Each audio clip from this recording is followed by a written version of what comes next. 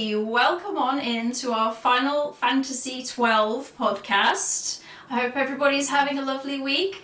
This evening we have got James and Suit with us to talk all things Final Fantasy XII.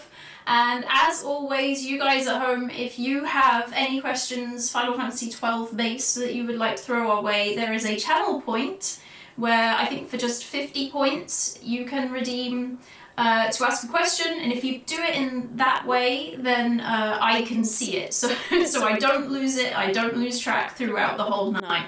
So what we're going to do, first of all, is introduce our two guests of the evening.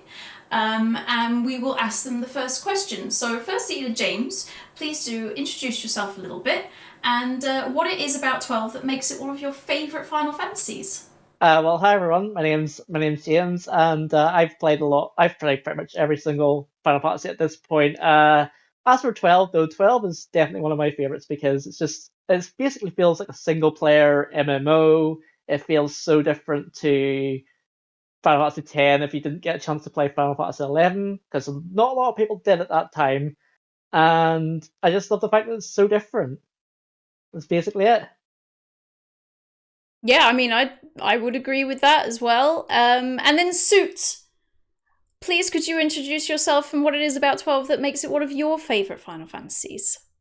My name is Stu Gomez, and Final Fantasy XII was actually the very first Final Fantasy that I played, even though I knew about the series before, like with 7 and everything, but I always thought, I'm not sure if it's gonna be anything for me. Then I pretty much forgot about it. I saw 12 in the store shelf, and I was like, let's buy it, seems cool, and well, ever since then I'm hooked to Final Fantasy, so yeah. Oh, well, that's a great story. I mean, that is, it's interesting that you knew Final Fantasy 7 existed, and then 8 existed, 9, 10, no, 12. Gonna start with 12. Okay, well, let's move on to the rest of the questions. Once again, guys in chat, this evening, if you go into the channel points, there is a redemption for you to ask a question. You can aim it at someone specific, or you can just aim it generally at us. Something about Final Fantasy 12 preferable. And during the night, and maybe at the end of all the questions that we've already got set, we will read out those questions. So if you do it that way, then I can keep track of who's asked questions. So anyone in chat, if you have Final Fantasy questions for us, please pop them in the channel point redemption. So my first question, which part of the storyline do you enjoy most? We'll start with James. Well, my favorite part of the story is actually the introduction of the Okurian. These otherworldly god-like entities, just like seemingly just overseeing and overshadowing just like the characters in general, like Sid and later on V, and it's just like really mysterious and slightly scary, to be honest.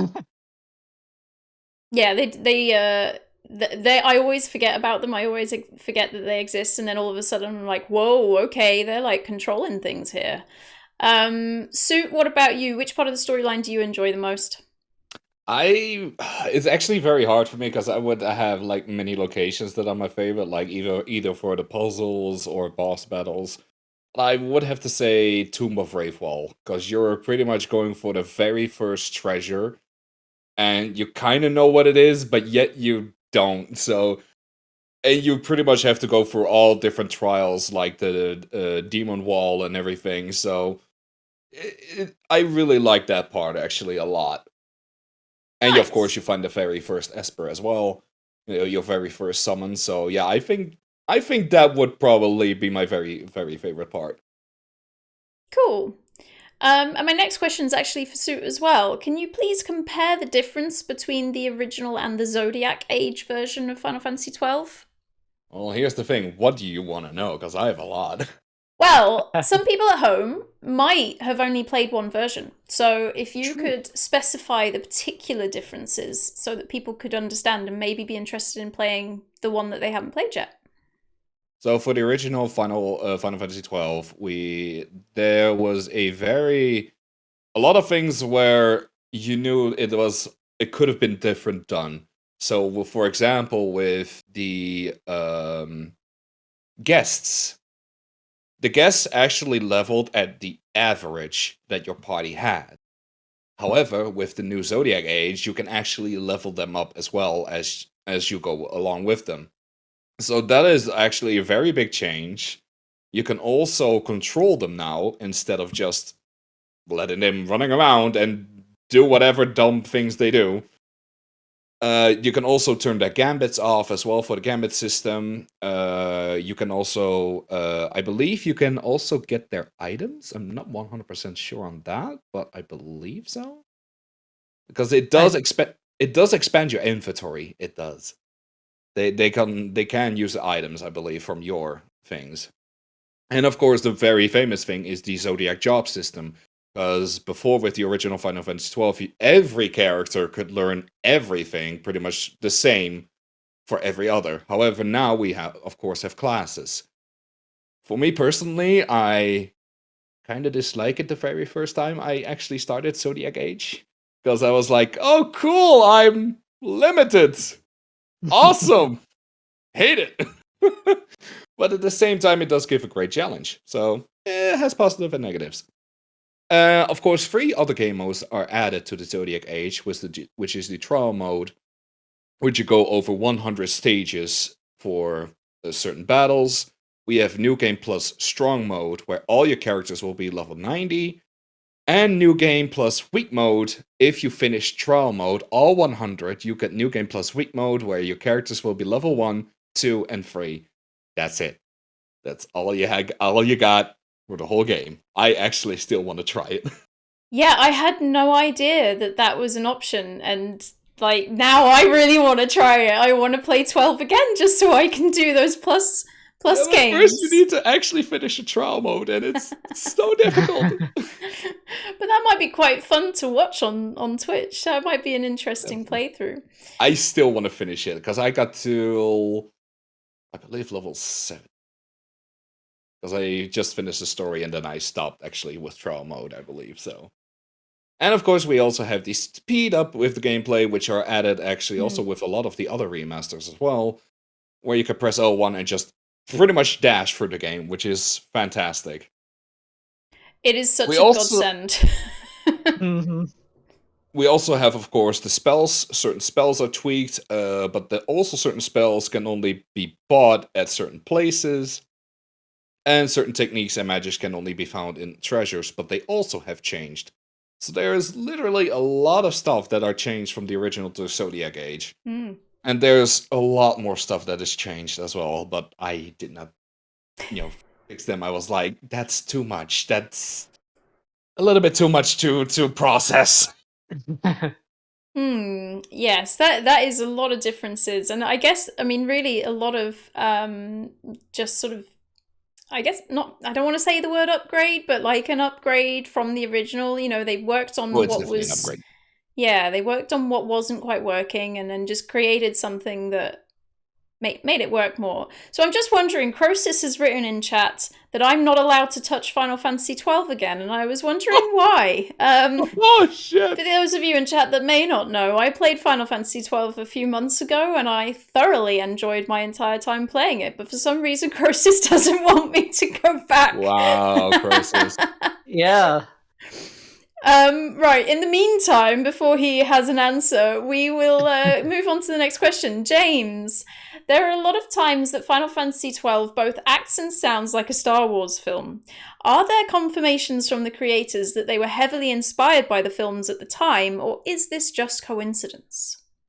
Well, I did quite a lot of research on this, and there is an interview where the director said that it wasn't intentional to make the plot like Star Wars. They just wanted a plot that was very easy to follow. However, it is noted that the similarities originated from a 1958 Akira Kurosawa film that inspired Star Wars. So, I mean, like with my playthrough, I did the whole joke of Gabranth being literally Darth Maul, and I did the whole Duel of the Fates song whenever we were fighting him. And even like Balthier is Han Solo, which unfortunately does mean that Chewbacca is Fran, and now that image is ingrained in your minds forever. You can never wipe what Fran actually is from my mind. She's perfect in every way. Okay, that's very interesting. Do you know what the name of that film was? The 1958 film? I couldn't find it. No. I really want to know. And maybe someone in chat knows the answer to that. That's very interesting because we could always do a Discord stream of the film. The Hidden Tomatoes Fortress, versus is the that Hidden it, Tomat? We got it? Hidden I think that sounds Fortress. right. Hidden Fortress sounds right. Very interesting. Okay. So, let's move on to the next question. Suit, this isn't the first time that Ivalice has been in a Final Fantasy. Where has it been mentioned before, and how does it relate to 12? So the director Yasumi Matsuno has been setting actually the Ivalice into different games, also non-Final Fantasy games as well, which is Vagrant Story, and that is also a really great game that I've always wanted to play, but I never had the chance for it. So I still regret it to this day. But he wants to expand Ivalice across different titles so it would be stayed in the memories for different players. So Vagrant Story, Final Fantasy Tactics, 12 and 14. So it is really big actually, like a lot. And I actually love it, but it does say that it's consistent in the same universe, but only different time periods. And there are also, I would say, gossips that Ivalice is either being dreamed of or that it actually exists. So it's a little bit of a kind of a guess. Like, is it actually a whole dream, this whole world in different time periods? Are they just a dream, or do they actually have happened? And I actually love that little theory. I mean, this is one of the reasons why I love Final Fantasy so much. All these thoughts and theories. Very interesting.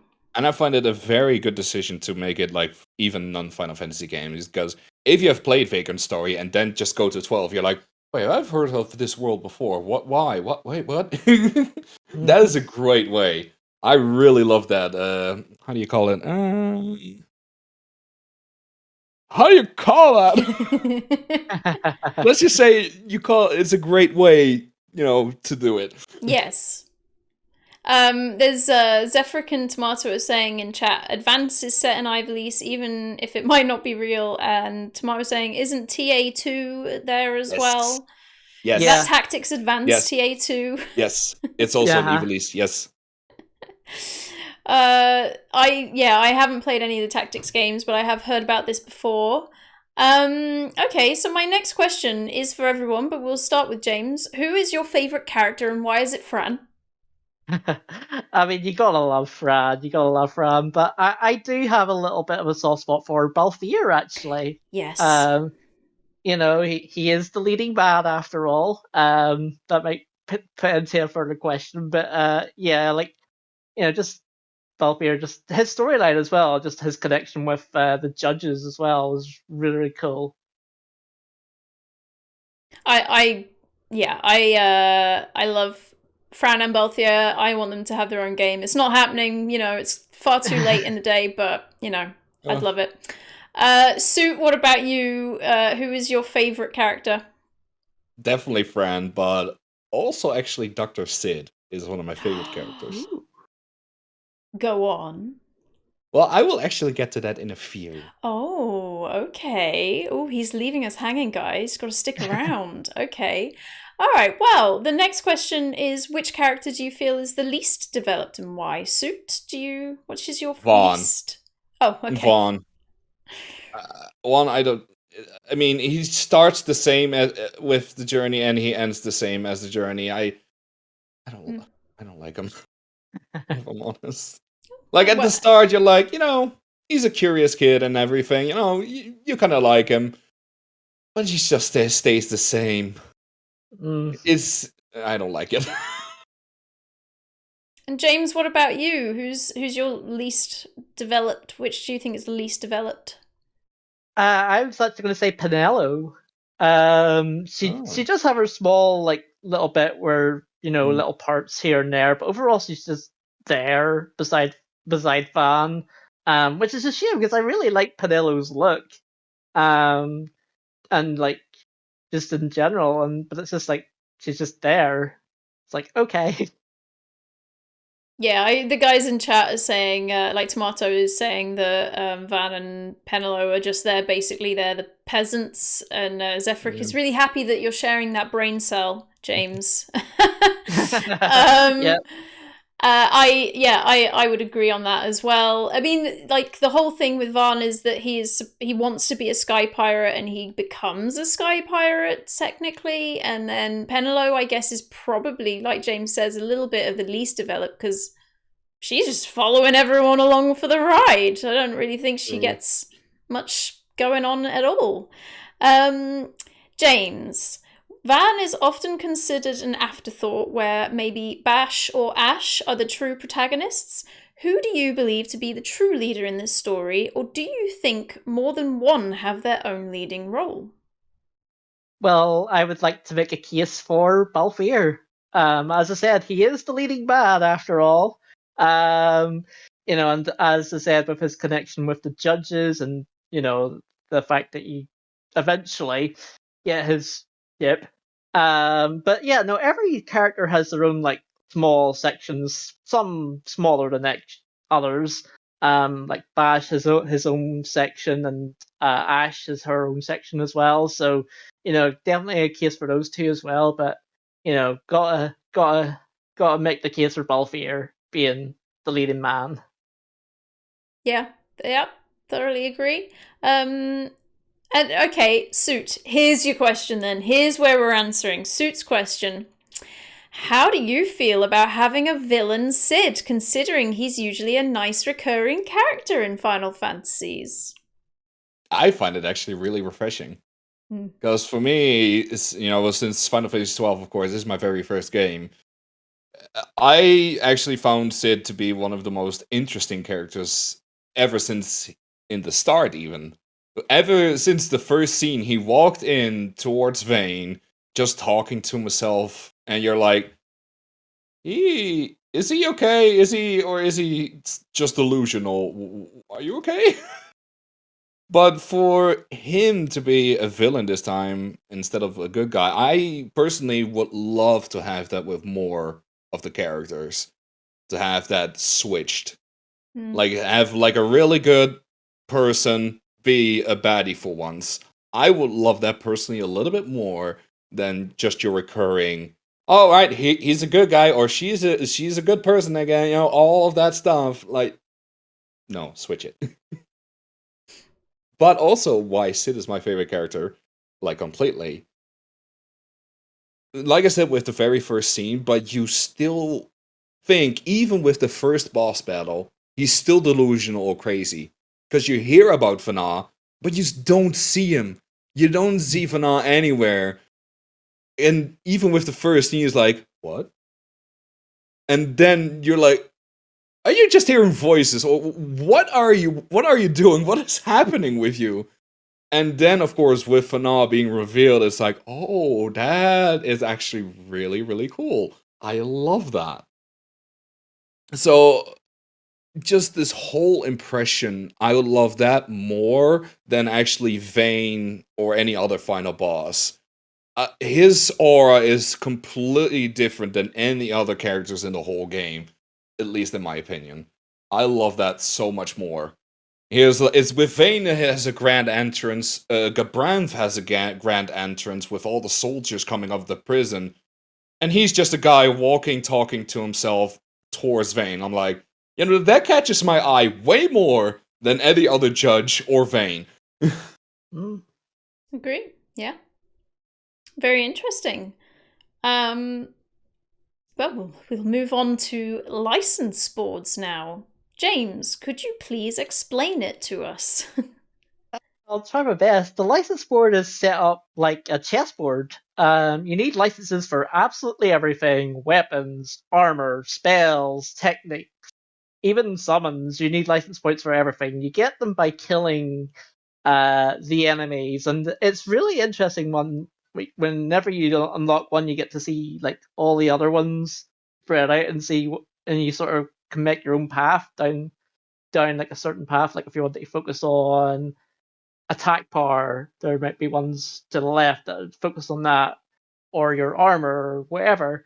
So it's very interesting, but also kind of limiting in a way. And I guess it's a good way to sort of avoid you just getting all the best armor and weapons from the get go.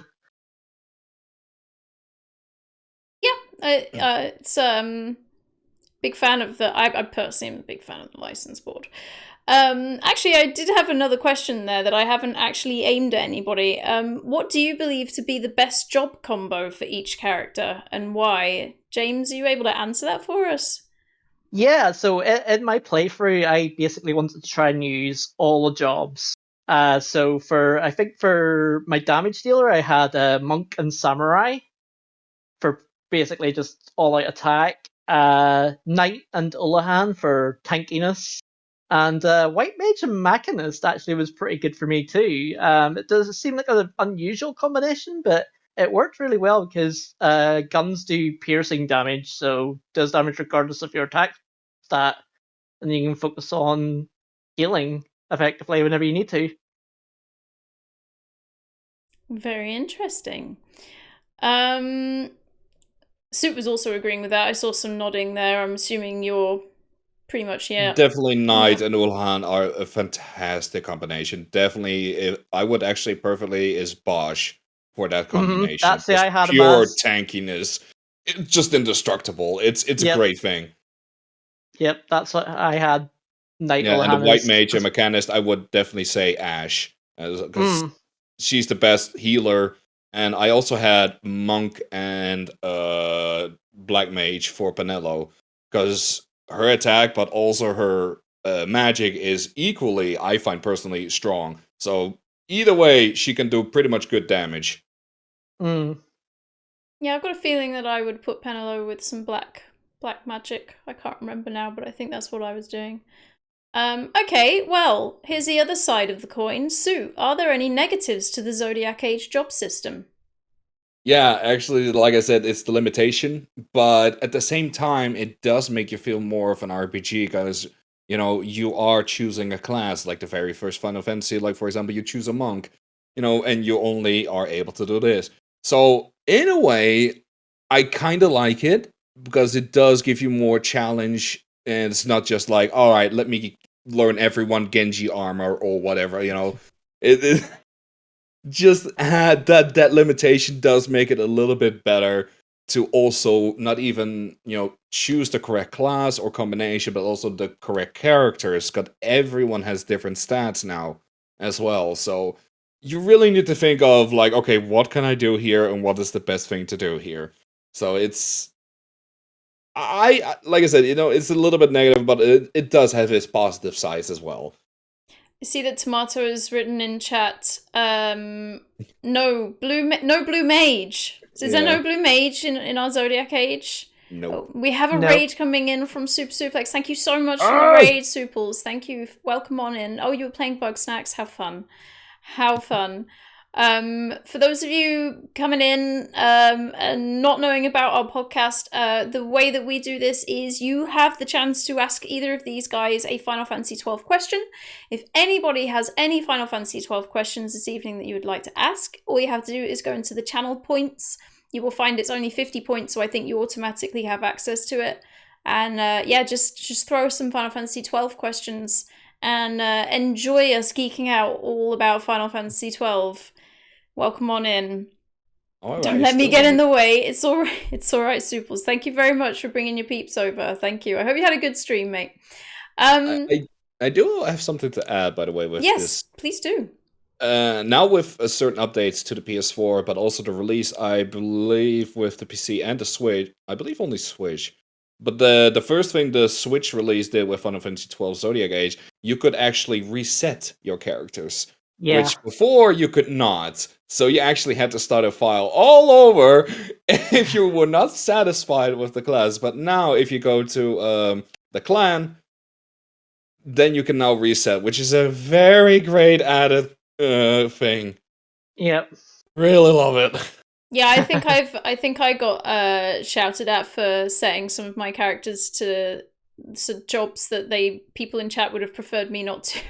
And I just kept playing it anyway, but It's whatever suits you best. yeah, If you just go for a normal adventure, then whatever.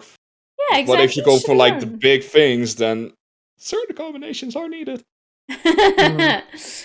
And actually, Suples, we've technically already asked that question. He asked, "Is Final Fantasy XII just Star Wars?" And we had a very good answer, actually, where you might want to check out a 1958 film that the original Star Wars was based on, and how this is also in relation to it. So yeah, it technically is. Technically is.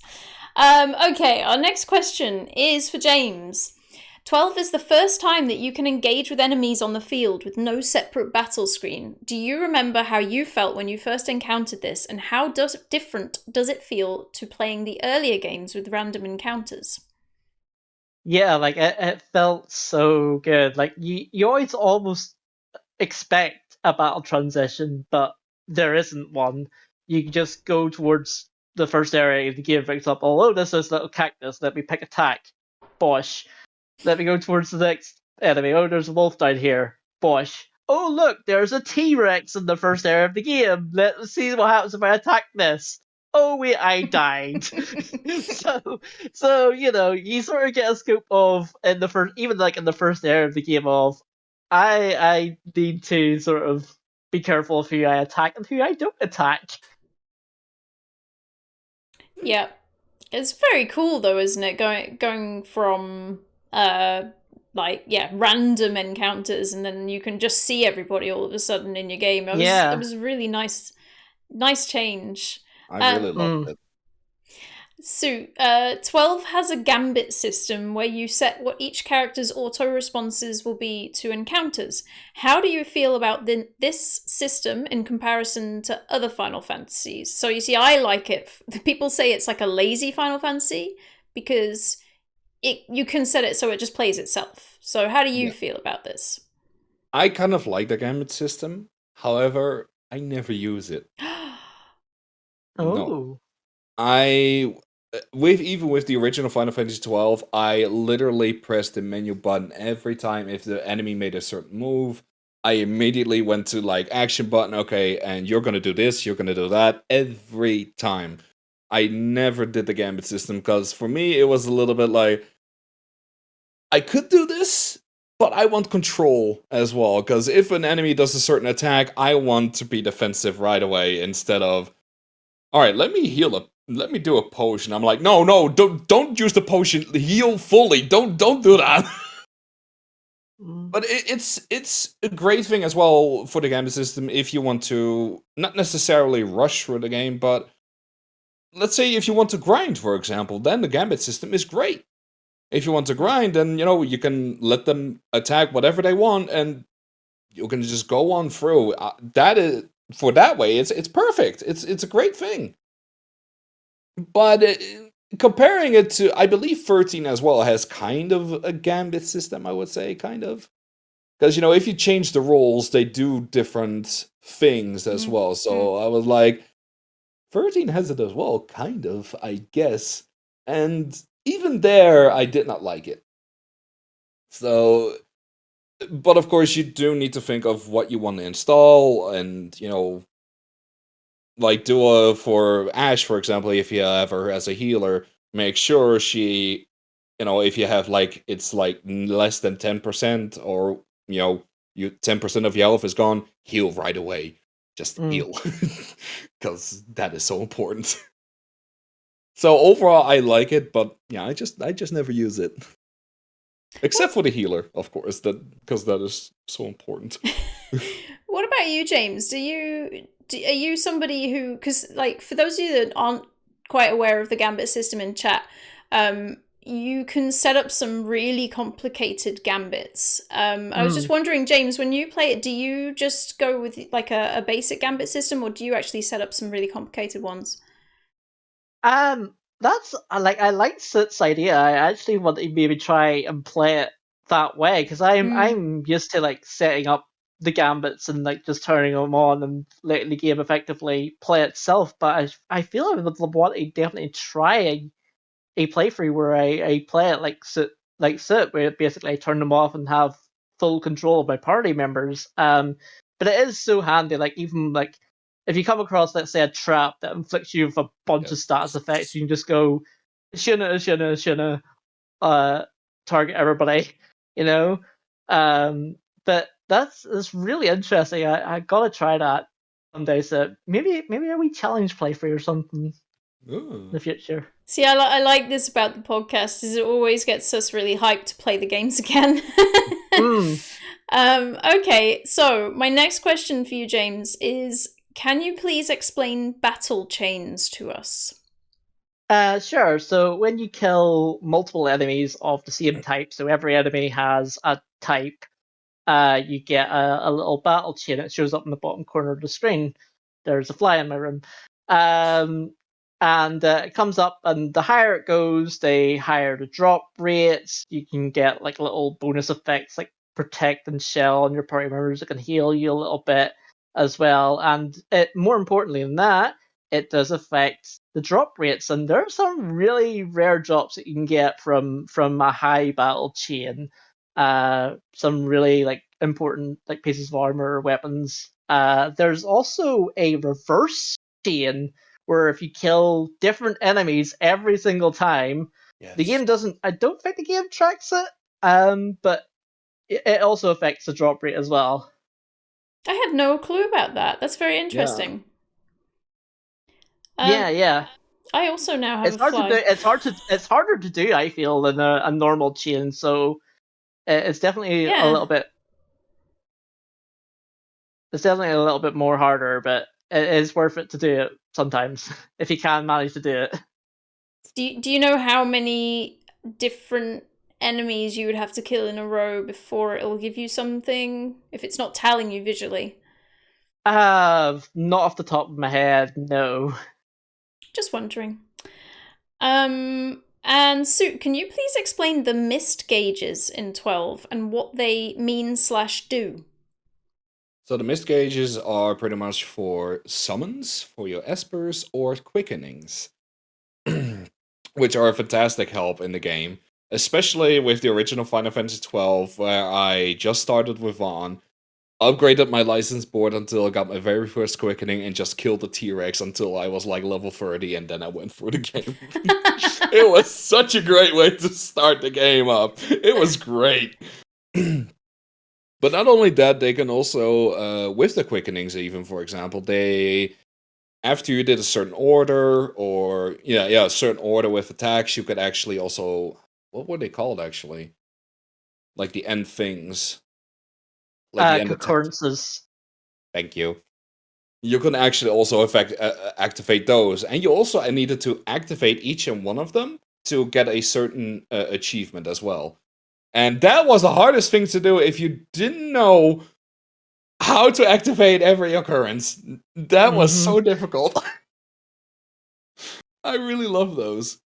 But you can also, I believe you can recover the mist gouges by defeating enemies or hitting them.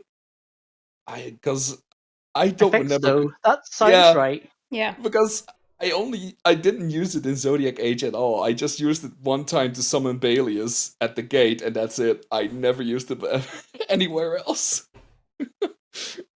But they're a great help for the summons and the quickenings. They're a great help if you're like a little bit of tight spot and you need the damage. They're great.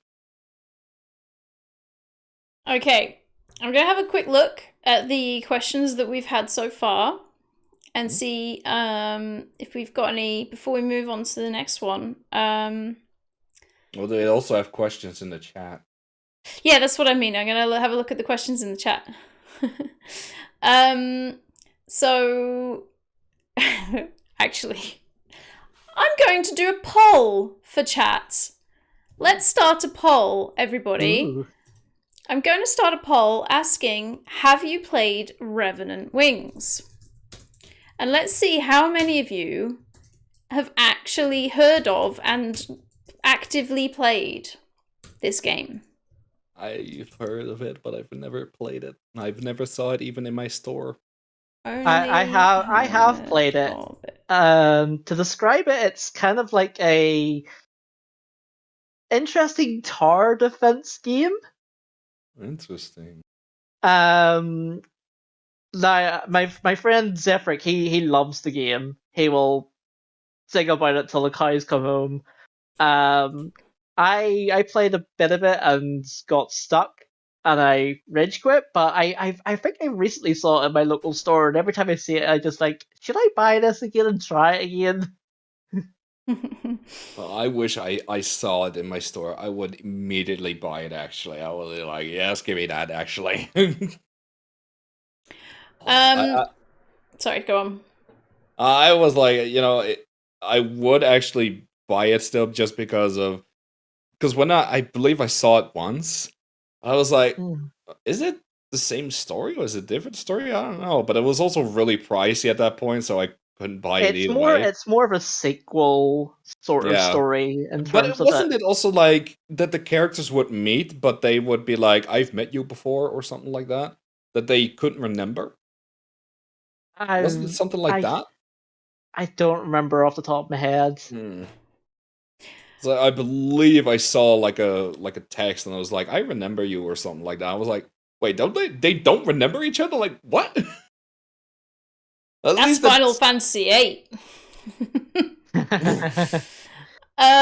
Zephyric's quite funny. Written, my brother's wedding. All I remember is playing Revenant Wings during the reception. That shows you how much he loves the game. That's good, though. That's good.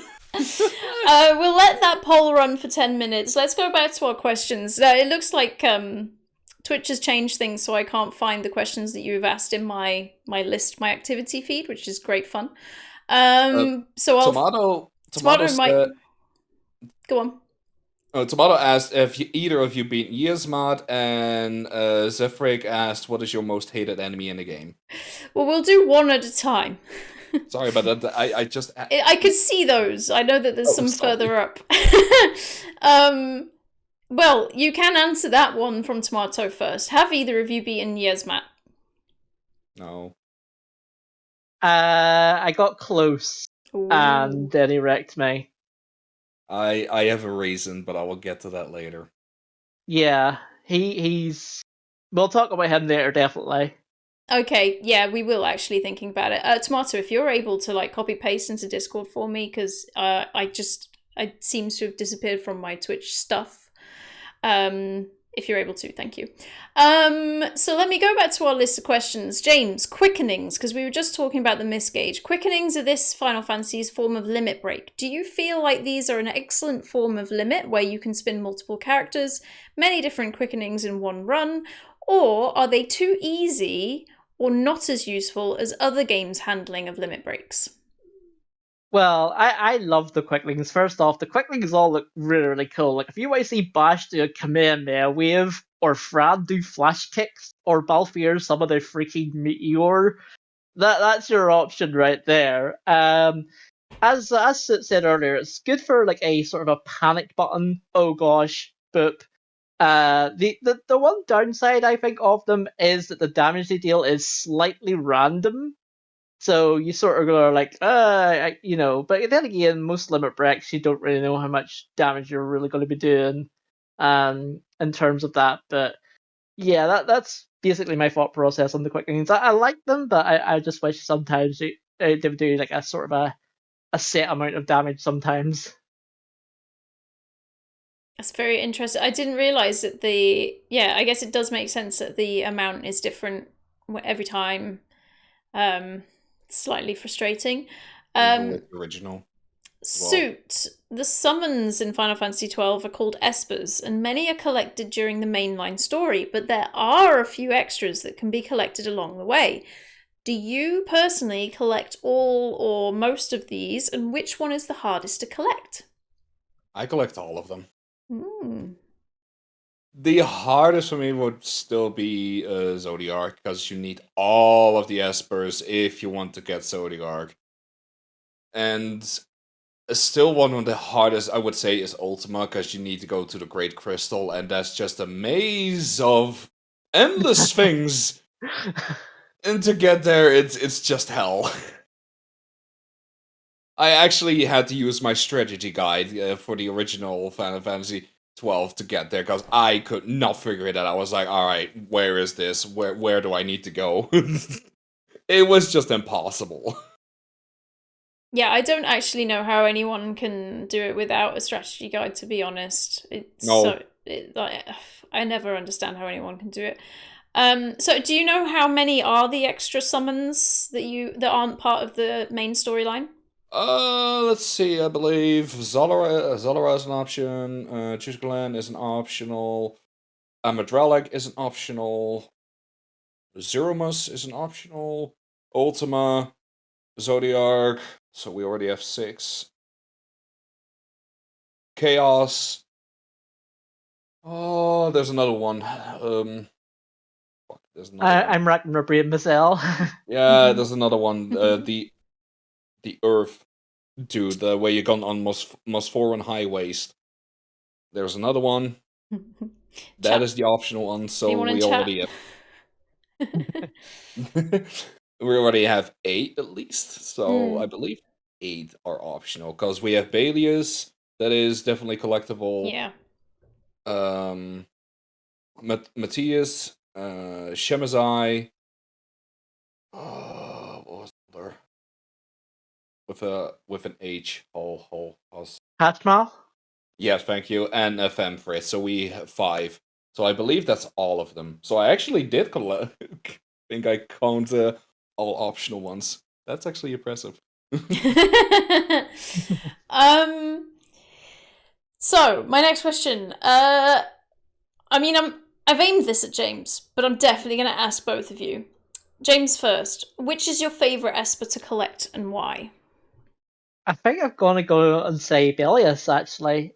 He is the first Esper you get, and that means that's the first time that epic Esper battle music hits. It is so good. Like even if you like the music in this game's always good, but just the Esper battle theme, look it up on YouTube. It'll just be like you're fighting this thing, and it's like, oh god. So definitely Belius for me.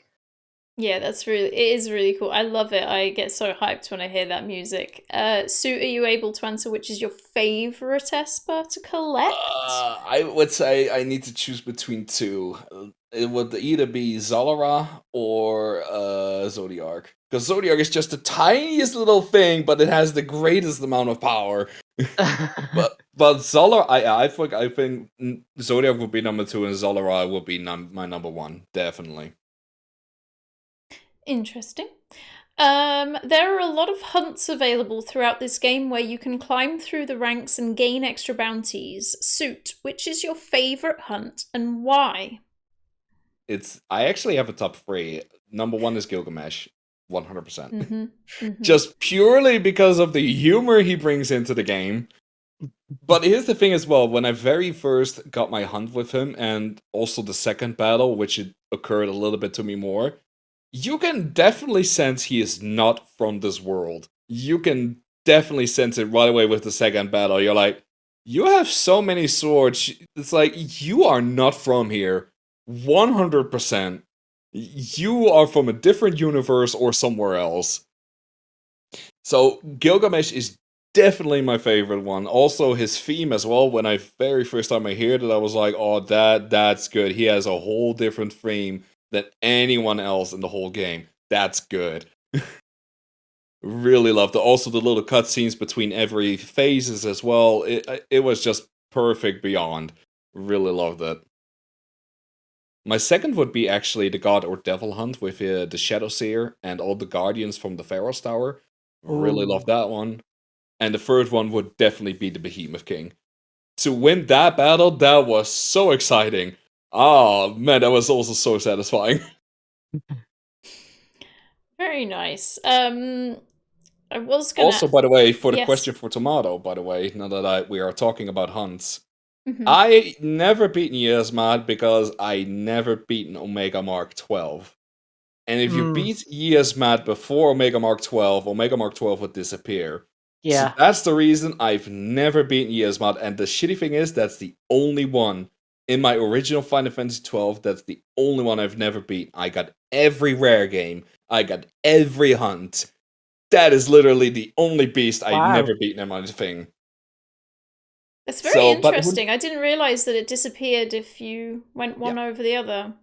Yeah. It's Yeah. really frustrating because I think Omega Mark 12 is definitely stronger than Yasmat, 100%. That thing was just Well, indestructible. Yeah. yeah. I If you mean, hit the the thing with laser, you're fucked. yeah, I mean the big thing with Yasma is, or yeah, I pronounce it Yasma. He has over 50 million hit points. Yeah. That's 50 million. And like if you're fighting him in the original 12, where the damage cap is 9,999, you're going to be there for a very long time. Oh yeah, definitely. Yeah, it's just I will probably beat it in the future, and I might actually show it as well. So who knows? Yeah, But that that'd be is cool. still the challenge that I still want to face, 100%. Same. I would very much like to try that. Okay, so James, there are some really fun side quests in 12, including one with the giant cactuar, as well as the medallion mission. Which are some of your favourites and why? Well, I do. I also do love the cactuar side quest. It's so funny. It's just this family of cacti holding these group of humans hostage. How? I don't know. Video games, literally video games. I also am a fan of a side quest that connects to it is the Dalmascan patient side quest because you sort of get to explore a lot more of the surrounding areas, and if you wanted to, a higher level area sort of near it, and the reward you get depends on how many specific items around those areas. The higher number you get, the better the reward. Is a really interesting way of doing it. I kind of like it. Yeah. Also, the fish games, love them. You love the fish game suit, was that? I Oh, the actually fish. did all. I completed all of them. They were a challenge, but they were great. I really love them. One that I dislike, one that I dislike. I think everyone can agree with me on this is the chops. The chops. Oh Oh, god! yeah. I actually completed them very fast. The very first time I just tried Zodiac Age, because then the more I played it, the more I was like, oh, it actually makes so much more fucking sense now. It's It actually does make easy. sense, but like if you are in that area for the first time and don't know Yes. what to do, you need a guide. Yeah, that was so terrible. I hated that with the original. I hated it so much. Okay, so Suit. Did you ever want Balthier and Fran to star in their own Final Fantasy spin-off? If so, what story do you think the game would follow? 100%. I would 100% want that game. I'm still hoping it to this day, but what I would love to happen with that game is to have, in the first few, maybe chapters of the game, let's say, have Balthier's story and then maybe at another chapter Fran, to get them slowly but surely together. But what I would love to see is the past with Balthier. Not only, like James said, the connection with the judges, but also the interactions he had with Sid and how Mm. Sid met Vana. That would also make a great side story as well. So I would love to see that part. But also, what would make Ran actually leave the woods? Because technically, we don't know the real reason, actually, why she Mm. left the woods. So I would actually love to see kind of that of a game and then get them together, have like a few chapters with them together, and then maybe at the end what the final part would be is where they would have met Vaughn to get like the treasure. That would be the perfect ending actually. Mm. So it would all be a before Final Fantasy 12 story. Very Yeah. interesting. James, have you ever considered what kind of story you would do if it would be a Fran Balthier? I love this idea from Sir. I want it. I know. Yeah, no, I'd probably be exactly the same. Like, it's just a connection of Balthier's and like I would love to see like a Balthier in like the judge armor design. Oh, that would be cool. That would be like that maybe like could be like the opening cutscene where he like walks in with the judge's armor on, and you're like, who's this character? And he removes his helmet. That's Balthier. And you're like, oh snap! Square Enix, are you listening? Some money to be made. Some money to be made here. See, I'd always considered that it would be an after of the Final Fantasy XII rather than a prequel. I always thought it would be the continuation. Yeah, sorry, they kind of already did an after with Revenant Wings sort of thing, so... Oh, I'm going to have to learn what happens in that game. Okay, so our next question. We're coming up to the end of our preset questions, so if anyone in chat, I know you've already been putting your questions through, we will get around to them in a minute.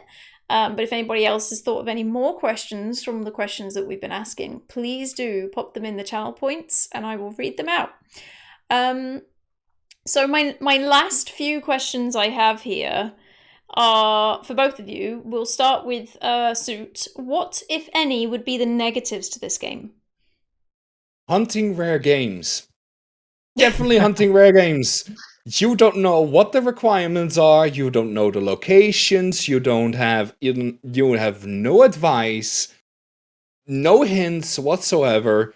So that would definitely be one of the big negative hints, because you have 100 rare games, maybe even more. Like, you have so many to collect, which is actually absolutely absurd. Because even for certain marks, like was it like the red tortoise in Giza Plains with the rain season? You get certain hints on when it appears with the trickster as well. With rare games, you don't know. Either, like with the Damaska Easter Sand, you waited a couple of minutes, like near the village, and the crocodile appeared. And the Mantoise, no, that's a different one, Tomato. But, with the Damaska Easter Sand, you wait for the village, the crocodile appears after a few minutes, but you could literally just walk right past it without you knowing. And you're like, okay, so where can I actually find this thing? It's somewhere. And also, the easiest one is the neckbed, the cockatrice. That is literally the easiest one, because it has a 20% chance of either be one of the 10, 12 that are there, which is the easiest one to get. That is literally probably the biggest negative thing that I would change. Definitely. And to confirm for people that might not know, these are the ones that are coming from that area that's a beach, isn't it? The people that are asking you to do those things. I can't remember what that area is called. Yes. Because they're separate, like near the fishing village. Yeah, they're separate to the other clan, aren't they? They're a different thing. Yeah, they're very separate, but they're actually definitely worth it to, if you... I believe, actually, with the beach one, you can get hints for those rare games, don't you? With those hunting rare games, I believe you can get hints. But with all the... Yeah, but with all the other optional ones, I believe you need 33 with those camps. And with the other 67, you get none. You just need to be lucky. I believe with the Tomb of Rainfall, you need, like with the two faces, you need a certain battle chain. With the Damaska Wester Sand, you need to be average, less than 10% health. It's like, how would you know? Yep. James, same question to you. What would the negatives be for you? I will say this about the game. You need to open maps for the game. Like, you need to look up maps specifically for areas like Great Crystal. We've mentioned the place before. Do not, for your own sanity, do not go through that place without a map. Don't do it. Don't do it to yourself. And as I mentioned, a guy, you could look up again a guide or the strategy guide on how to get the rare hunts. I had a weird feeling that whenever I bought the game, that I might have needed the guide, so I immediately got the strategy guide. And yeah, I have mine too somewhere. Hey, ooh, that one is pretty. Oh. Yeah. Nice. So, unfortunately, some of the things with the Zodiac guide, like that's the OG guide, the things like with chest locations, they've changed. So, it doesn't Yes. fully translate, but it still helps you with navigation, especially with Great Crystal. So, that would be my only negative on the game. Okay, well, now it's kind of talking about the positives. What would you say to convince someone who's never played Final Fantasy XII to pick it up today? We'll start with James. Well, if you want a very chill game that you can just chill out, sometimes turn the gambits on and just let the game play itself, like, or you want to just explore all the areas. Listen to great music, as I've alluded to before. This game has fantastic music. Uh, and have a single player MMO experience without having to worry about, paying extra for an MMO experience. That's hard to say. Then certainly pick this game up. And Sue, what about yourself? What would you say to convince somebody that's never played it before? Definitely the story, first of all, because I was captivated actually for the very first time I played it. I was captivated the whole way through. It kept me Mm. interested with the new characters that were being introduced. You still kind of don't know who the judges were, and you know that they are there, for example, and you're always as well like questioning what will happen to the king because he is sick and everything. Like there are all these different situations to keep you. I would not say that like kind of like motivated, but it definitely keeps you interested in. The other is it has a great party with great characters, except for fun. uh, Great soundtrack, definitely. The music in the game will also be on spot with a lot of the music. Awesome bosses, a lot of different ones. Some are the same, but a lot of different ones. Also, for side quests are rewarding because sometimes you will find bosses with the side quests or some espers.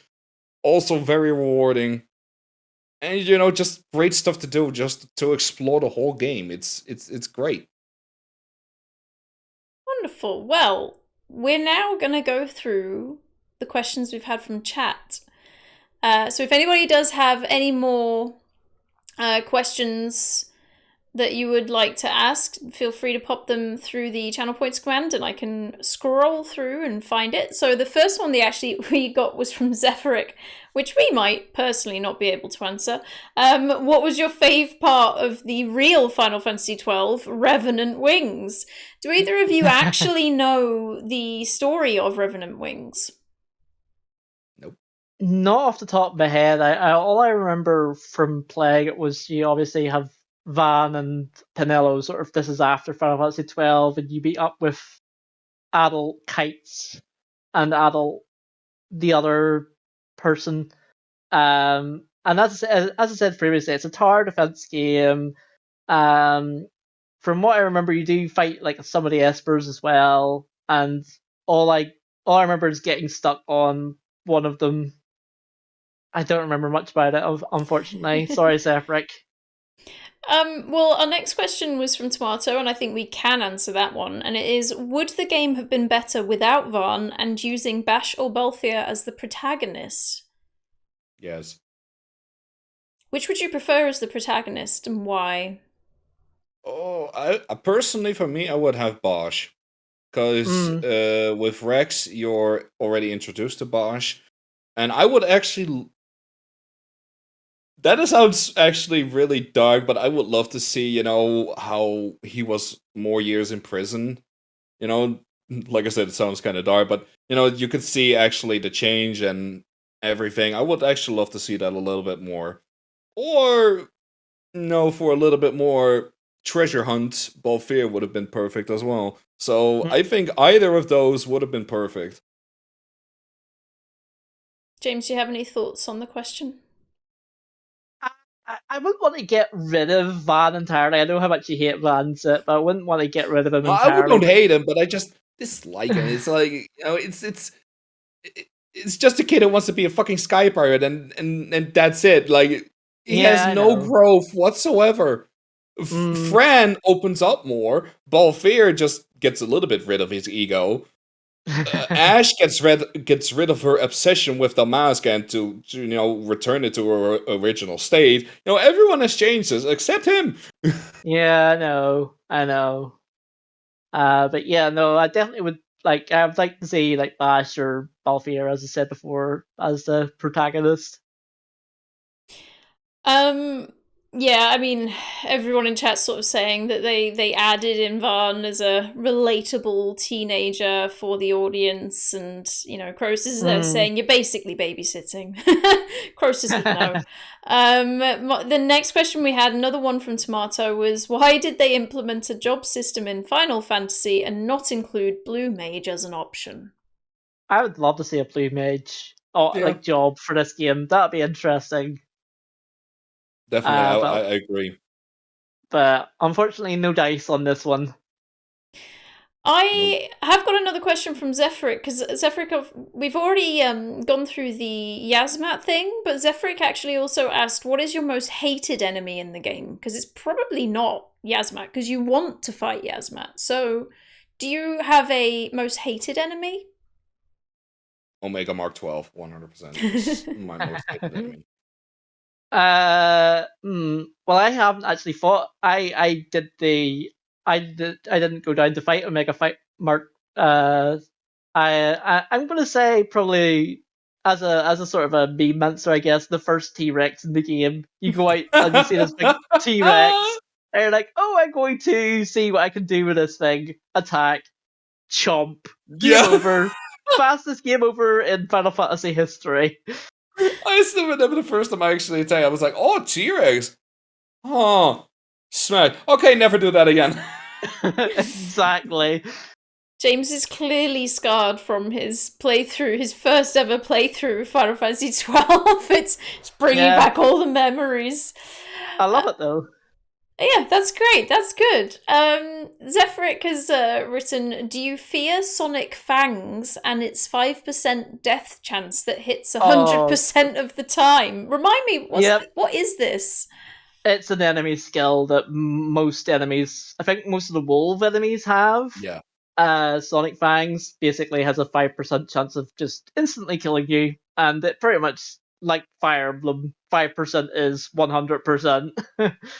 Kind of is, yeah. It's very scary. Every time I see the attack, I'm like, oh, please don't die, please don't die. And sometimes just one of the characters just die, and it's like, ah, well, fine. But Chris, there are also more attacks as well, like also death count as well, which is also terrifying. You're like, okay, how do I get rid of this? Well, let them just die and revive them later. Mm. Or whenever you're fighting Dimwall, whenever he banishes you, it's like, how do I get them back? And Yeah. you don't realize you actually screen transition. Yeah, And you that, don't even know it. I actually had that. I was like, wait, since when do I have you and why can I? Oh, no. mm, But also Petrify, which is because gold needles are very scarce mm-hmm. at the beginning. So Petrify is also an attack where I'm like, ugh. yeah. Yep, that one's a big one for me that I would fear. Croesus has asked, if you could change one thing, what would it be? It's a good question. Very good question. We'll let them think on that. Hi, ST. How you doing? Oh, you're lurking? Who's gameplay in the corner? Somebody's.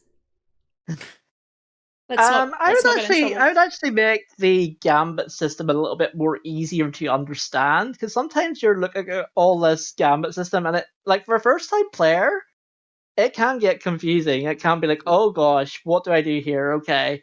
And yes, there is a tutorial, but sometimes, you might need something explained a bit first. So I would change like the gambit system to be a bit more easier to understand.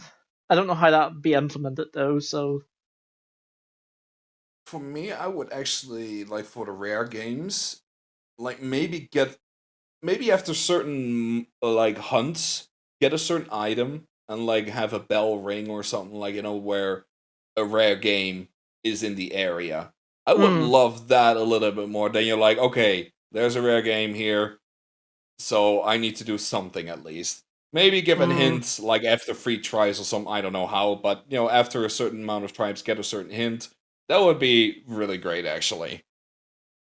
You can tell that Suit has spent a lot of time trying to find these, and yeah, I no, he's I have did. found all of them. It Oh was I gosh. on my original file. I can't remember exactly what time, but let's say I have about at least 150 hours at least. Mm, Every item, every boss, every enemy, I found all of them. nice going though. Nice going. Yeah, Like, it took me a while, but hey, like I said, it's a great introduction to the series for me. yeah, absolutely. Like, if you want the best challenge would be to go for what's known as Order of Ambrosia rank, which is pretty much as close as you're going to get to 100%. Yeah, And some insane people decide to try and speedrun that. And I think the world record is something like 20, 21 hours, 22 hours, or something like that. Uh, damn, so, like, it's crazy. that's that's that's actually amazing. yeah, that's really Mm. impressive. Um, we've got some really good questions from Zephyric. Thank you very much for chucking in these questions, guys. Anyone else got any more questions? Please do throw them our way. We've got time. Zephyric asks, what is your favorite song in Final Fantasy 12? The or the Esper battle theme, as I mentioned previously. So good. Whenever you first just enter that first Esper fight that hits, you're just like, oh gosh. I also do like the Ariat Village theme because it's just so chill. You could stay there. I could stay there for literal hours and just listen to that theme. Good answers. I would very much agree on both of those counts for both of those reasons. I'm a big fan of the Esper fight music. Yeah, the boss battles. So, can you For think of me, it any? would also probably be for the Esper battle, but I would also probably like do I believe there's also like a certain judge theme. I actually really love those as well. Or at least when a Mm. certain judge is introduced, I believe. I can't remember exactly, but there is a certain song as well where I'm like, oh, kind of like this. But number one would definitely be the Esper battle, 100%. Yeah, some big boss tunes. Okay, well, you two are gonna have to think on this one. Zephyrix asked, what, if anything, would you like to see in Final Fantasy 16 that was in Final Fantasy 12? Ooh. Ooh, I've not seen much of Final Fantasy 16. Uh, I've just seen like a few things, like screenshots here and there, so I'm not there yet. But oh man, that's oh maybe certain references, like maybe certain guest characters, even like Redis or Larsa. I would actually love that, like a little bit of a throwback, like oh hey, maybe something like that. Because I'm actually also thinking like maybe a certain item, but I'm like, would you really? So I would maybe say like a guest character actually. That would actually be nice. For the people who play 12, that would be nice, yeah. Mm. Yeah, for me, like I've seen quite a bit of it. I actually there was last night. There was a lot of information dropped by Yoshida just about what 16's going to be like. But from the trailer, like all I heard was Empire, and I was like, "Oh, Empire! There's going to be another Empire story loop in this game. Interesting, because obviously there's been one for Final Fantasy VI, and then Final Yeah. Fantasy 12, and now this game coming out, and it's going to be how is it going to be implemented? How is it going to have a connection to the other Empire like states from the other games? So uh, that I think might have a slight connection to maybe the Evil East Ooh, no. That would be series. a great thing. To be fair though, like a lot of the games that have empires in them, I really love them. I love 6, I love 12, so I probably Mm, will love 16 as well.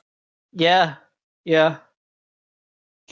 So I'm thinking, because of the very minimal that I have seen about 12 so far, they're not really going to have any of the things like, obviously there's not really going to be, I wouldn't have expected a gambit system or even No. like what 13 had, because you are just one character rather than a team as well. You probably won't have the battle chains. Guess leveling up might be like more of an ability base, like, you know, when you pick up a weapon and you could learn an ability from it, like in 9, I think that was. Might be like that more than, you know, steering away from boards. I'm trying to think what 15 was like to see if there's anything in relation to that really, but they did sort of confirm just in the interviews last night there was going to be like skill trees, like 15 had skill trees as well. So there's going to be that element to it. Do you think there's going to be a villain Sid? Because there appears to be quite a few villains. Well, you know, the trailer kind of hints that there's a lot of people that aren't happy with each other. So maybe one of them's called Sid. Do we know? Does the trailer have a Sid in it? I don't think the trailer had mention of a Sid, so maybe there might be something in there. You might get another villain suit. Oh, I would love that. Yeah, same. That would be really interesting. What? James, this is a question to you. For all the characters in Final Fantasy XII, like, let's say one of them become, or at least, like, a generic Final Fantasy character, what would your favorite character be that would be a villain in Final Fantasy XVI? Ooh. I mean, it's hard to pick a generic character because I'm just used to like all the original Final Fantasy villains. Who'd be a good villain? You know what? I'm going to say this. How about Gabremph? Ooh, all right. I was going to say Bash. I was actually going to say Bash. That was my first thought, and I was like, no, that would be a bit too weird to have him as a villain. I was like, no, Gabremph. That could be a good one, yeah. Mont Blanc. Oh, Zephyr, that would be a good one. Oh, Mont Blanc, yes, absolutely. He is the evil. Yeah, I like that Zephyr's written that. Vincent would also be a great villain. Yeah. Ooh, yeah. Yeah. I was trying to think of a female. I was trying to imagine if Ash could be evil, trying to chuck a female villain in there. What's the name of that? I miss a female big villain actually in the Final Fantasy. Yeah, like Artemisia was fantastic, by the way. She was great, but I miss a female villain actually. It has been a while. Aranea is her name from 15. I don't remember personally the 15 game at all. The female dragoon, I think she'd be good as a villain. I can't remember if that's her name though. Aranea Highwind. Oh, really? A Highwind? Interesting. Yeah, and she's a Highwind, yeah. Ariana Highwind. Yep. Kuja would also be a great comeback for a name. Oh, yeah. Oh, yeah. Big 9 fan as well, so that would sit me no water. But we also have like the classic summons again, like Shiva and Ifrit. I really hope also some old bosses are gonna come back as well, like Ultros and Typhoon maybe. Ultros would be amazing. That would be fantastic. I would love to see actually some classic bosses back again. That would be great. Like, I really love the 13.2 DLC with the Colosseum and everything, where I was actually first introduced with Ultros in 13.2. And I really loved it. It was so good. Yeah. I really loved it. I'm just laughing at Zephyr because he's just written Ultros fight number 1520. 1520. Yeah, I'm also that would be cool, and from what we've seen that they've gone with like your basic summons, what I'll call your basic summons in the trailer. You've seen all of the ones that you're used to seeing. Crosis has just written, Fran could be a villain. I would attack that booty. Thanks for that, Crosis. We would. Thanks for that. Well, we were all out of questions, everybody. Do you guys think there's anything that we haven't touched on that people that haven't yet played Final Fantasy 12 might actually... Is there any aspect you think that we've overlooked? Anyone in chat even think that there's any aspect of 12 that we've overlooked? Thinking actually. I think we have covered everything. Well, here's a good question. Mm-hmm. Instead of Vayne, what would your perfect villain be? Your perfect final boss for 12? Ooh. Like, would you actually think that, like, maybe Vana would be the perfect one, like the final one? Yeah. Mm. Yeah, Vana would be a really good final boss. Like, I would love to see more of the oracles as well, because you have just one scene, and I'm like, I want to see a little bit more of them. Like, we only see them once, and that's it. Like, that is actually a big part that I did miss in 12. I was like, so we have just one scene with them, and that's it. All right. Yeah, I'd like to see that too. Yeah, I expected a lot more of that because I forgot it was a thing that happened. It happened, and then I forgot it was a thing again. Yeah. Also, the place that's playing right now, Malbur Omisays, really love that place. That was such a good place. It's so good. It's so good. I really love the change in scenery as well as the I think the Deacon or Dougal called again. What was his rank? Like the dude that always sleeps, dreams. Oh, I can't remember his name now. Same. H-Bomb, help us out here. The dude that always sleeps. What are you talking Yeah, about? and Malbur always says he sleeps always, or he dreams. Oh, I cannot remember things like that. But I really love that Grand after Celtius? Was he the Grand Yes. Celtius? I believe so. I know who you mean, anyway. Yeah, but I really love to change the scenery when he died, actually, and it just rains and everything. Yeah. It was a whole change in atmosphere. I really love that. It was. Yeah. It actually That's made so it good. feel like that place was alive completely. Mm. But Grand Kiltias, yes, that was it. Those words, yes. We've actually had a couple more questions from people in chat. Zephyrix asked, any plot points in 12 that you wish were more fleshed out? Give Van a bit more. I know you don't. Give Van a bit, and Padilla a bit more story. They That would need have been it. good, actually. But also, I would love to see a little bit more history of the mascot on how it was that destroyed. Because we know it's from I don't know. No, it was not Nephesite. It was the other one, like with the Magicite. Yeah. How that was completely destroyed because you just walk in there and you're like, oh, it's all gone. Like, but how? Like, what happened exactly? Because we kind of hear what happened, but we did not see it, and I kind of missed that. Yeah, maybe get to see Nabadis before it gets absolutely wrecked. That as well, yeah. Like how that completely destroyed. Like I kind of missed that. That would have been great. Very good point. Paul, this is actually quite funny. Yeah, you have asked a question here. Did you ever work out how to use hand bombs effectively? No. I never used them. Ignore them. We all ignore them. Anyone in chat ever actually use those? Do you ever I actually tried, but really? It's so useless to me. I wonder why they put them in the game. I wonder why they felt it was a thing that was needed.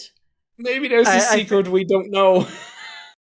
I think they just wanted to put them in just as an extra, because the damage they deal is random, I think. So they just needed another weapon of that type to put in.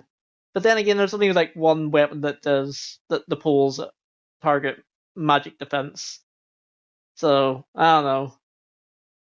Yeah, I never liked hand bombs. It's an odd one. I remember asking people before, like, you know, is this useful? Do I need to learn this? What are we going to get out of it? And everyone just said, we never use this. This isn't anything we need. That'd be a good challenge run. Yeah, I was going to say that. That would be good, actually, just hand bombs. Hand bombs. Oh, that would be great. Hand bomb only run. It'd be terrible, but it'd be great. Oh my god, just imagine all the characters.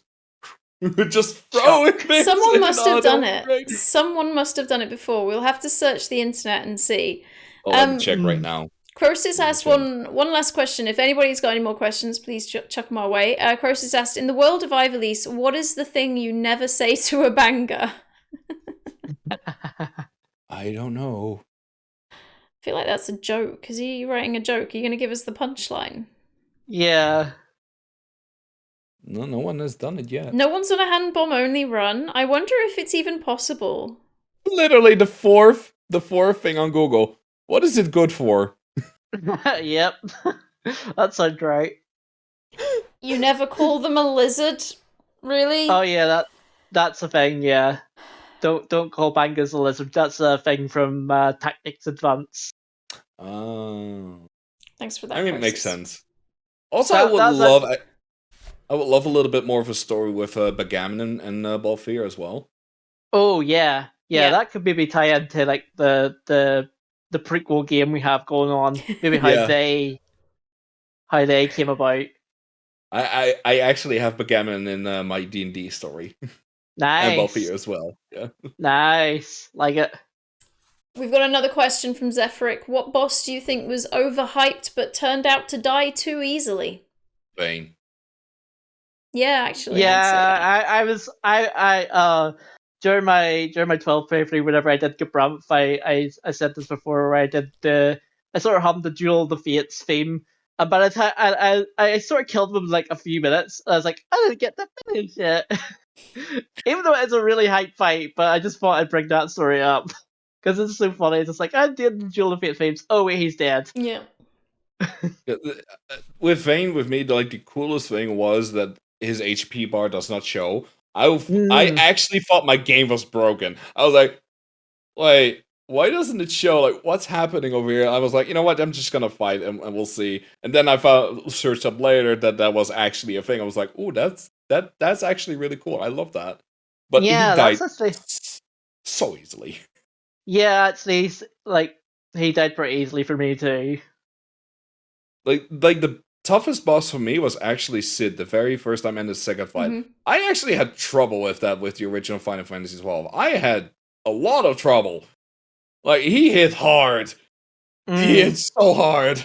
Like, if every time I hear the gun, I'm like, stop damaging me. What are you doing? Stop it.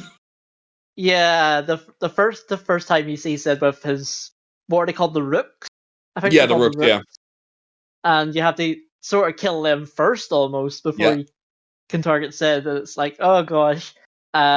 Demon Wall, second Demon Wall, not the first one, the second time you fight it, is like the runway is shorter, so it can basically squish you before you have a chance. That was always like, I should come back later kind of thing. And I did, The and first wrecked one was those feet. tough. Yeah. We have another question. Weapon type you hate the most that's not hand bombs? Measures. Oh, yeah. Same again. What would you do with a measure? I have no idea. I never used it. What's a measure? I missed that completely. Yeah, No so idea. the measures are piercing weapons that grant positive status effects on hit. So you could hit your allies with it, but obviously you're doing damage to your allies, and it just seems so pointless to do it. And like, don't target the enemy with it, just target allies.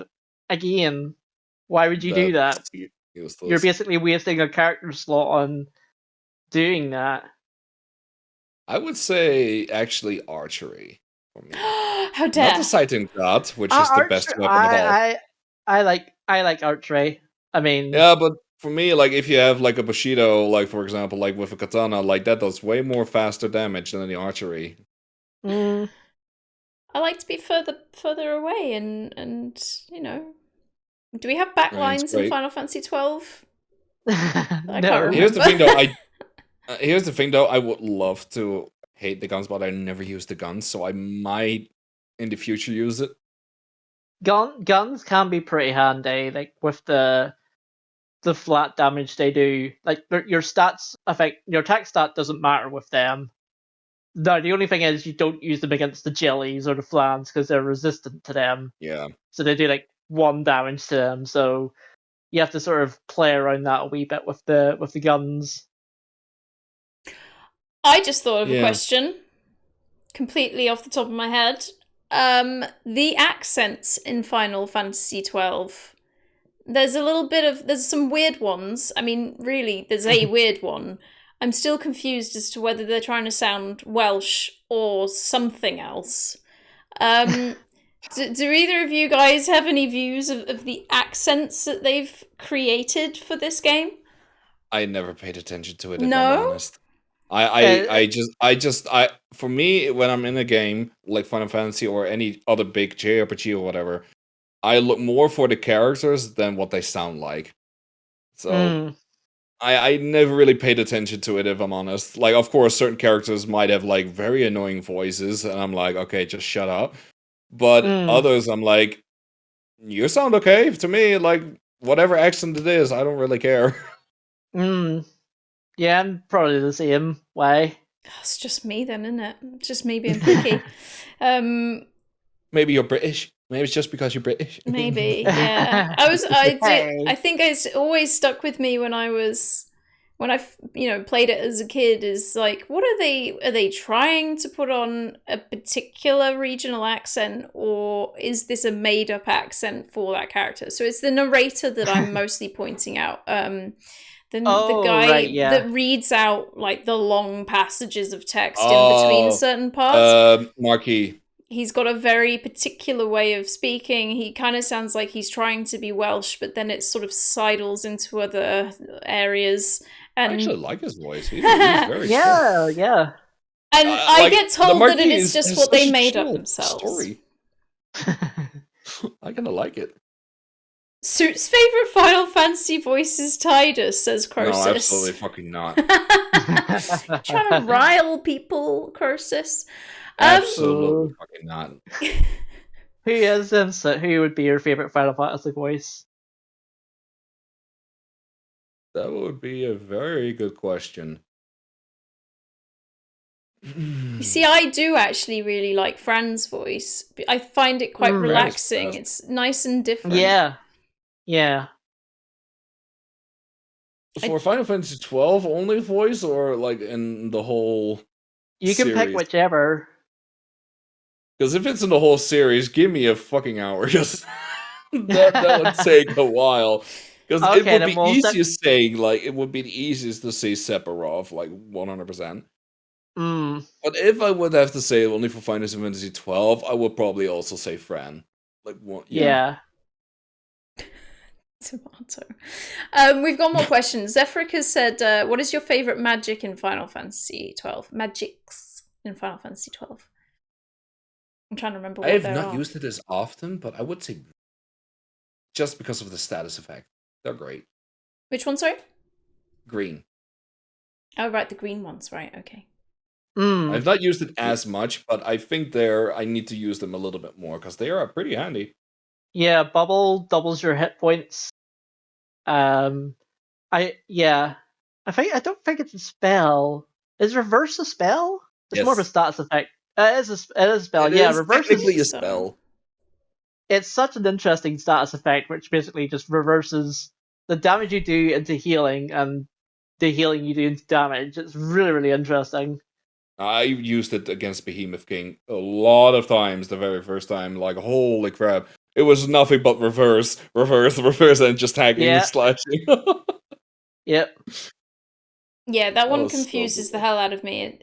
I have the same thing with Reflect. I always get confused as to where I'm meant to go when I use those sorts of effects. We have another question from Croesus. It's for Suit directly. If you had the option to voice act any of the characters, who would it be? For those of you that don't know in chat, Suit is a voice actor. So, which of the Final Fantasy 12 characters, I'm guessing, who would you like to voice act? There's a lot of them, really. It doesn't have to be a main one, does it? It can be one of the side characters. I would either say it would be Sid or one of the judges. Either one of those. Definitely. Very nice. I was thinking of asking you to try and say some lines, but let's not do that off the top. Let's not put the pressure on Sue. Australia, but Nagan Damaska! There we go. That was Wonderful. really good. There we go. Right, well, I think we're probably being there. Croesus is saying that you could be a judge soon. I mean, I see that too. I guess you could definitely do the voice for a judge. I will. The judges were so interesting to me. And what I also would love to see for a little bit of story, how the judges were made. Like, how were they actually created for the Empire? So Like, judgy. that would also be very interesting to me. That is interesting. That is a very interesting thought. That's true. I actually also, like, my D&D campaign, like, is a little bit, like, heavily inspired from Final Fantasy XII. Because instead of, like, judges, I have paladins. I have 5 paladins, which are pretty much chaotic good. So whatever they have to do, they will keep the light in the realm or in the city, and they will kill anyone who they need to. Like, they just go out of the limit. I like it. Yeah. Very nice. Well, let's round up for the evening. I think we've come to the end of our questions for tonight. Thank you very much, everybody. Thank you for chat, bringing all your questions in. Thank you for being here and hanging out with us. We do this. Here's one. Oh, go on, Sue. Would you like to see a Final Fantasy XII movie? Let's say, for example, we don't get a Balthier and Fran game, but would you like to see a Balthier and Fran movie? Yeah. I prefer to play it though. Yeah, you can also make it like with the like Final Fantasy VII Advent Children. You can make it with that. You don't need like real actors. You can also just do it with that. Like, that would be good. Yeah. I would actually love that. Fran movie? Yes. Oh, there you go. Interesting thought. Interesting thought. Yeah, right? Like, it's still an option. I'm like, why not? Yeah, why not? But would you do your prequel idea, or would you prefer it to be a totally different story to what you've thought of already for the game? The prequel, definitely. You'd want that as a movie? That would be great. If it's not a game, then I would love to see it as a movie. Nice thoughts. I sometimes have them. Okay,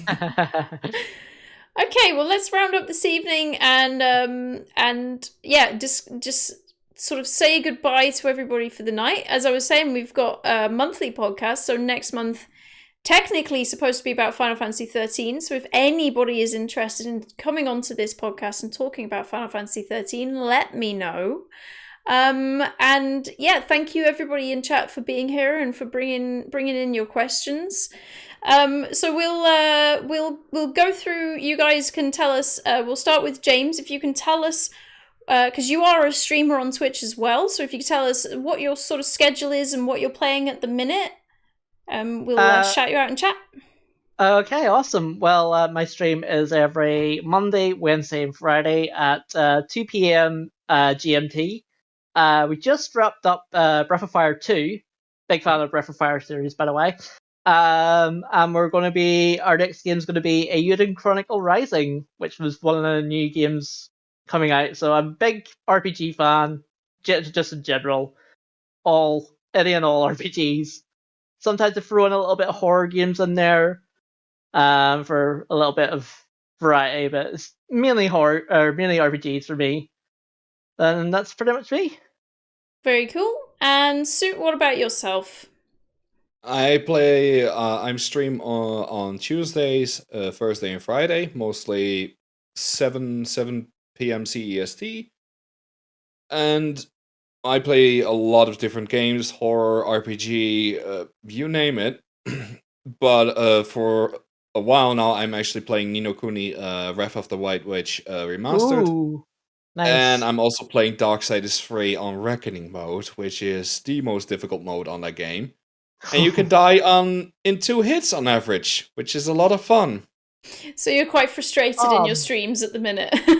Well, it's not too bad because I know what I'm doing to myself, but at the same time it's like, damn, because here's the thing with Reckoning mode, not only do they get more HP and the damage is higher, the dodge window gets tinier. And that's the frustrating part, because now you need to be so precise.